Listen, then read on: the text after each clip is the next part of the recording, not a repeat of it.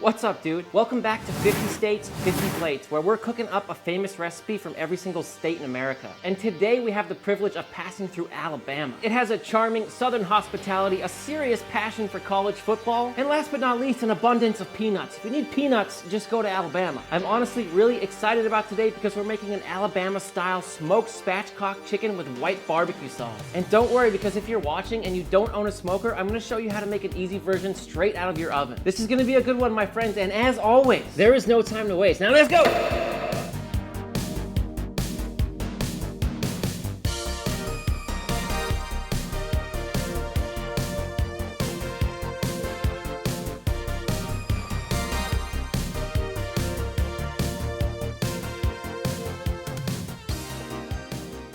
Today I have two 4-pound whole chickens, and one we're gonna cook out on the smoker, and the other one we're actually just gonna roast in the oven because I know a lot of you watching at home don't have a smoking setup. That way everybody can pull off this recipe. Now the first thing I'm gonna do is spatchcock the chicken. Kind of a funny name, I know, it is. And all that means is we're gonna remove the spine. And I'm just taking some kitchen shears like this. I'll put a link to these ones down in the description because everybody needs a good pair of kitchen shears. I use them all the time. And all I'm doing is slicing along either side of the spine. Super easy, actually. It only took about, what, 10 seconds? Spine is out. Now you can hold it up like the Predator. It'd be cool if we could put like a Predator face on top of my face, but I don't want like the Predator's face. I want my face like within the Predator's overall head. Does that make sense? Can we do that?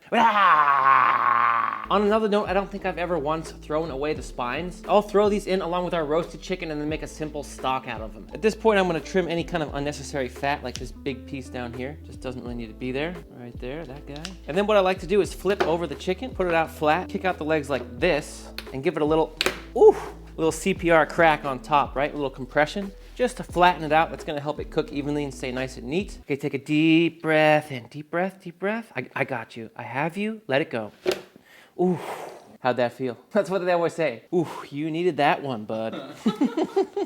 You may feel like half of your face is asleep for the next 10 to 20 years. Don't worry about it. The next thing I'm gonna do is just dry these up as good as possible, just using some paper towel. Skin side is more important, but obviously here in the cavity as well. Let's hit these with a little bit of oil. I'm just using olive oil. You could definitely use another one. And I'm really gonna take a second here just to rub that in a bit. Careful of any sharp bones on the back here. Flip over our birds and do the same thing on the skin side. Freaking lucky chickens, man. They're getting a chiropractor and a massage. As far as the seasoning goes for these chickens, you can use whatever you want. I have a homemade sort of general barbecue spice rub right here. And it's got a bunch of great spices in it. You just mix it all together. I will put the recipe for that down in the description underneath this video. Otherwise, you can always just use what you have on hand. You could do salt and pepper. That would be fine. And I'm gonna start by seasoning that cavity side real nice and heavy. Just take your time here with the seasoning. There's no rush, you know. Oh, give them a flip and we'll do the other side. Always make sure you untuck that wing. See that? Don't wanna leave that. Untuck the wing. And that little bit of oil we put really helps this seasoning stick everywhere. It's almost like a binder. And there we have it, looking good. What I'm gonna do now is cover these up. And if you have the time, it could be cool to let these sit for a full 12 hours in the fridge. I didn't really have the foresight today, but I'm gonna do just a few hours, just to let that seasoning, you understand?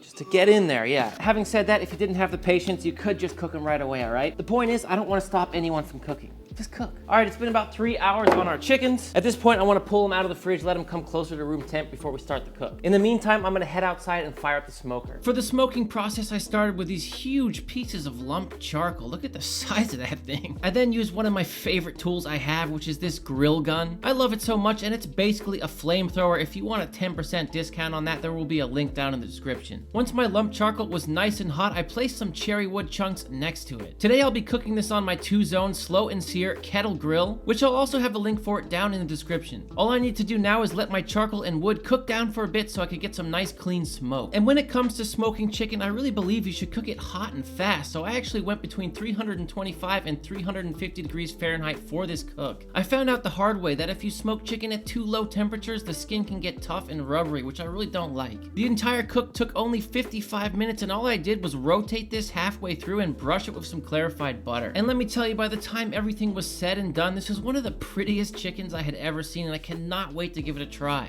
And now there's only one thing left to do. Might be the hardest part of this entire recipe. We need to let it rest for at least 15 to 20 minutes. Otherwise, all those wonderful juices are gonna run out. They should be in your mouth, not on the plate. I will say one thing, take a look at this. That looks good. The smoked chicken is definitely gonna be the preferred method for this recipe. However, you can still make it in the oven if you like. For the roasted chicken, I'm gonna get my spines and my whole chicken here that's spatchcocked just onto a sheet tray. I'm actually gonna hit my spines with just a little bit of rosemary salt. If you know, you know. Homemade seasoning we make on this channel. I will put the link and video down in the description. And here we go into a 400-degree Fahrenheit oven. And every 15 minutes or so, I'm also gonna brush this oven chicken with a little bit of clarified butter. Just like the one we did on the smoker, same exact deal. If you think it's getting any less TLC because it's the oven chicken, you got another thing coming. And back in she goes. And here we go. The total cook time for this was 42 minutes. Pretty quick. And the internal temp was reading about 155, 160. I honestly don't recommend pulling chicken at 165 degrees, especially the breast, because it's gonna keep cooking as it comes out of the oven. The only thing we need to do now is really let this rest for at least 15, 20 minutes. And obviously with my spines, I'm gonna throw these into a pot now with some water and just boil it for a couple hours, easy stop. Throw in some veggies if you like, not even necessary. Next, let's make this Alabama white barbecue sauce. It's super easy and really tasty. Starting with a whole bunch of mayonnaise. Nice light sauce, yum.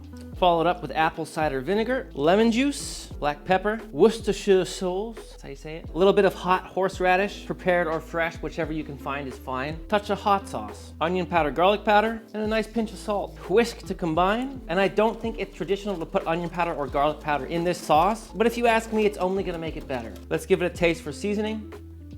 Yum. It tastes great. I don't think we need to adjust anything here. Marcus, do you think I can pour this sauce into that bottle without spilling a drop? I'm going to try. I actually don't think I can either.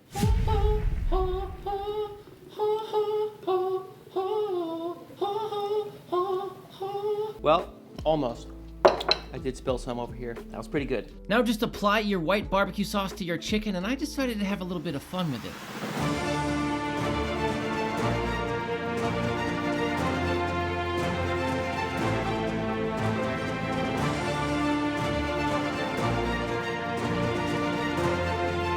I dripped my sauce on and then painted it in.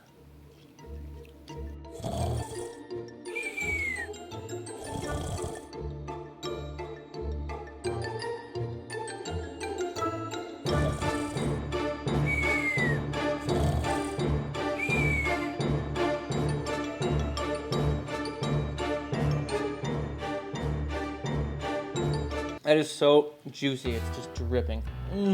I'm usually not a huge fan of smoked chicken. I'm 100% a fan again. Hot and fast, that is the way. Oh my God. You want some breast? Classic mistake for you guys watching at home. Always before you cook a chicken, feel right in here. There's the wishbone right here.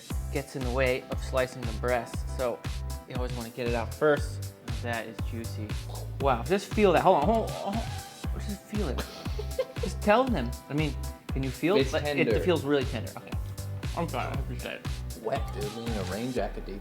I know. It's actually one of the juiciest chickens I've ever cooked. I've got the leg of the oven version right here. I'm gonna finish it off with our white barbecue sauce and let's give it a taste. Here we go.